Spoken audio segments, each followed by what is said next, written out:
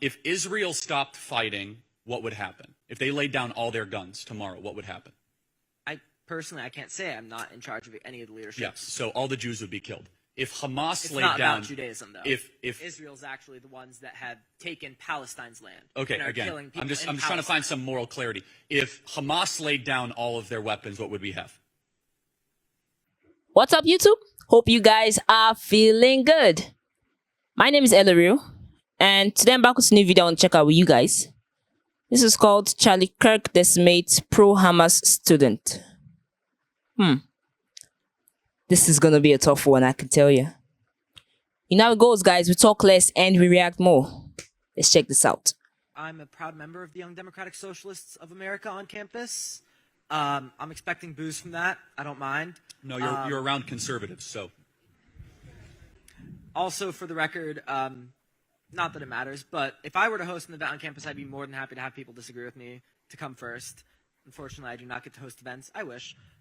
First off, I wanted to just make a small factual correction to something that you said, which is about the 130 migrants on the terror list that have crossed the border. The actual number is 160, and those were numbers that had been stopped at the border, meaning they were prevented from entering, which means that these people were stopped during the Biden administration. Right. So you're not exactly strengthening your argument. It's actually higher, thank you. And so how many gotaways have there been at the border this year? Say that again, sorry? Gotaways, people that weren't tracked that we don't know that came into the interior? Unfortunately, that's kind of hard to track, as you said. However, that's actually, I just wanted to... Yeah, it's about 500,000 minimum. Wow, okay. Yeah, I just wanted to give you that number, though, just so that you're aware. But that's actually not my question. My point, I guess. My point was about Palestine. You mentioned... What country Palestine. Is that? Oh, okay, where is that? In the Middle East. Wait, is it in Judea and Samaria? I'm sorry, say that again. I can't hear you. What country are you talking about? Palestine. It exists? Yes. Oh. In fact, it existed before the current Israel. Oh, really? Yes. According to who? According to history books. Oh, okay. So wait, you mean Judea and Samaria, the rightful homeland of the Jews that they call the West Bank and they're currently occupying? If you're going by religion, sure. I personally don't go by religion. Oh, what do you go by then? Where the Arabs want to occupy? Logic. Oh, and really? History. So whose is Gaza? Gaza is a location. I'm sorry, I'm getting a call, and I don't want that to interfere in the mic. Gaza's location within Palestine. But I'd like to go on to my point, if you will.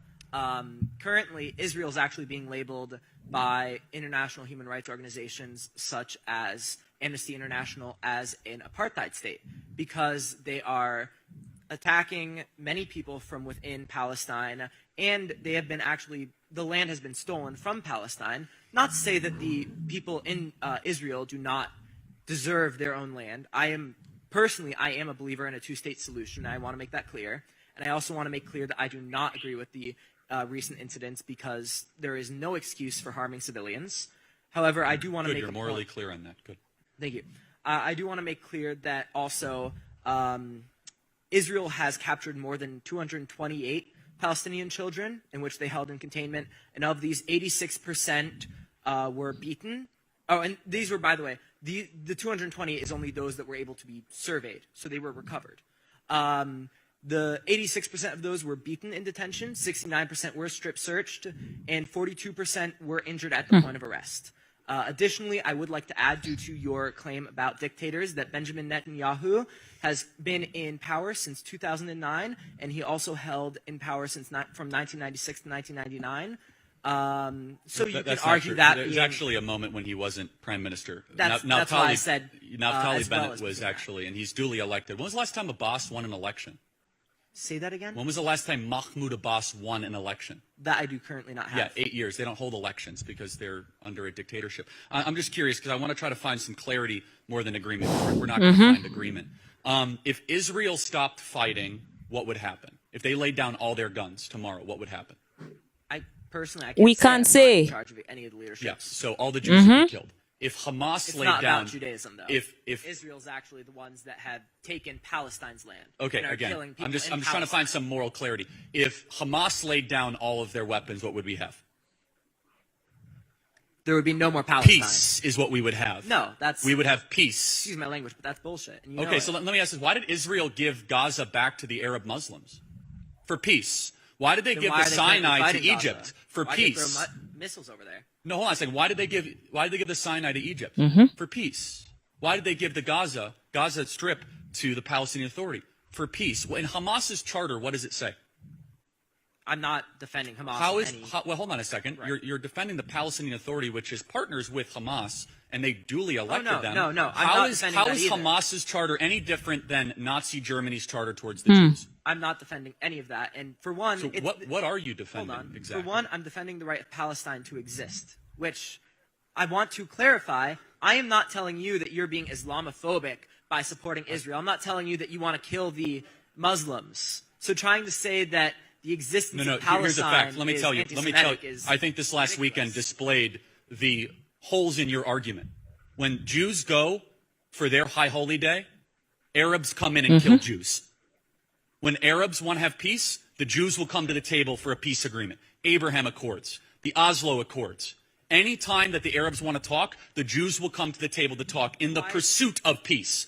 Meanwhile, this weekend, in a slight vulnerability, what happened? Jews are celebrating the end of Yom Kippur, the reading of the Torah, and they come in and they kill 900 Jews. And answer me this. If this was an isolated incident, why were they greeted as heroes by the people of Gaza after they killed 900 women and children? I want to make this clear once more because you seem to not be understanding. I am not defending these actions. I am simply refuting the claims that you made up earlier in this argument. Here's the thing. I think a two-state solution sounds great if you don't actually live in reality.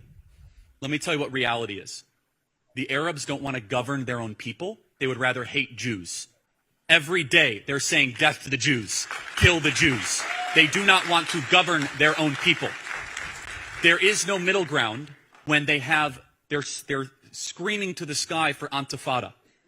Israel has been at the table time and time again. Do you agree? Abraham Accords, trying to find peace, trying to sit down with Mahmoud Abbas. The Israelites have hundreds of Yasser Palestinian Arafat? children in detention. They have sent missiles to Palestine and killed hundreds of civilians. After this event, He's missing the point. Netanyahu declared that he will send missiles to Palestine in an area where the Palestinian civilians are not able to leave. Wait, hold on a second. You mean to Gaza? Yes. Right, where they actually gave warnings to apartment buildings. What kind of They Israel's can't so leave bad Gaza. that they tell They people wanna to block- leave before they bomb them? Hamas comes on a holy day into kibbutzes and cuts women's heads You off can imagine. at concerts. The moral equivalence is so different. And let me just ask you, what do you think is a bigger impediment to peace, Hamas or Israel? If you would like, I prefer if you could stop interrupting me. I'm the speaker, you're not. So let me just remind you, you're a college kid, you came to our event. So let me just ask you a very clear question.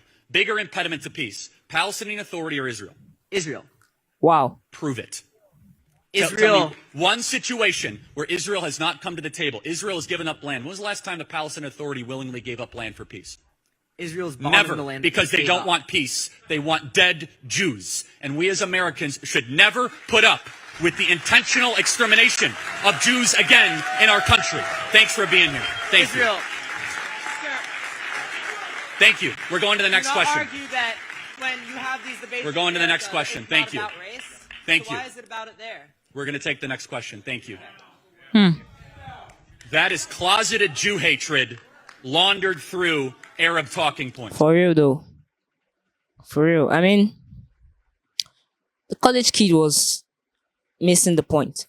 It was a very simple question. I mean, after all the fact that Charlie Kirk presented, it's a very simple question. Which is the bigger threat to authority, to peace, rather? Who is the bigger threat to peace? The Hamas or the Israelis? You can see that Charlie here said that on the Jews' religious day, the Hamas came onto them and cut off the heads of 900 women and children. That's barbaric and inhuman. It's so sad. And then Israel issued a warning, okay, evacuate. We're clearing out this area. And they refused to. So according to Charlie, the moral comparison there is not even come close.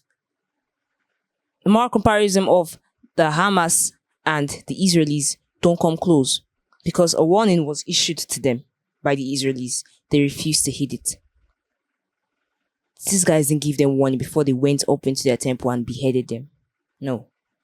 And Charlie also said that every time the Arabs call for peace, the Israelis show up. And he asked another, yet again, very simple question. If Israel lays down their arms today, what's going to happen to them? The college kid refused to answer that. And Charlie answered it for us by asking yet another question. If the Hamas put down their arms today, what's going to happen? He said if the Hamas put down their arms, then there's going to be peace. Because what Israel is mainly doing, according to Charlie, is a throwback fire. They are majorly defending themselves from being wiped out, which any human being with an inclination to survive would logically do. But if the Israelites should put down their weapons today, according to Charlie, they're going to be completely wiped out because the Hamas is just going to keep coming for them. It's just going to keep coming for them. And this student was just majorly hitting on the fact that the Israelites took prisoners.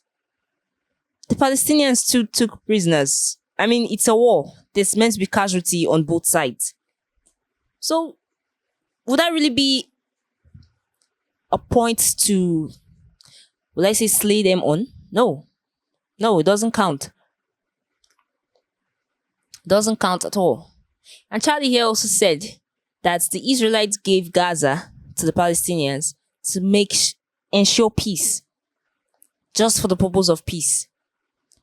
And okay, clearly the student said he doesn't go by religion. But the Israelites have been on that land for thousands of years. Like literally. This is what we see in our Bible books. I mean, you see the history of the Israelites.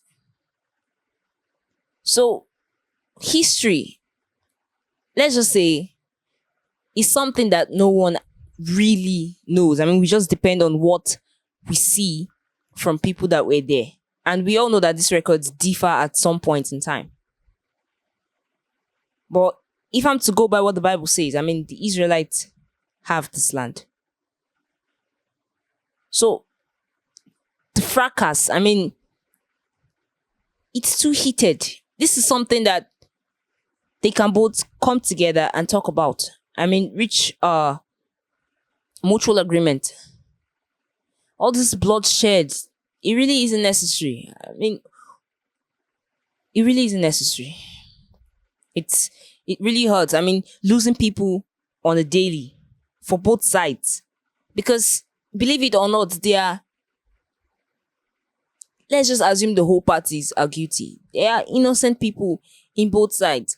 And these people lose their lives on a daily. And this is spent under casualties of war. War.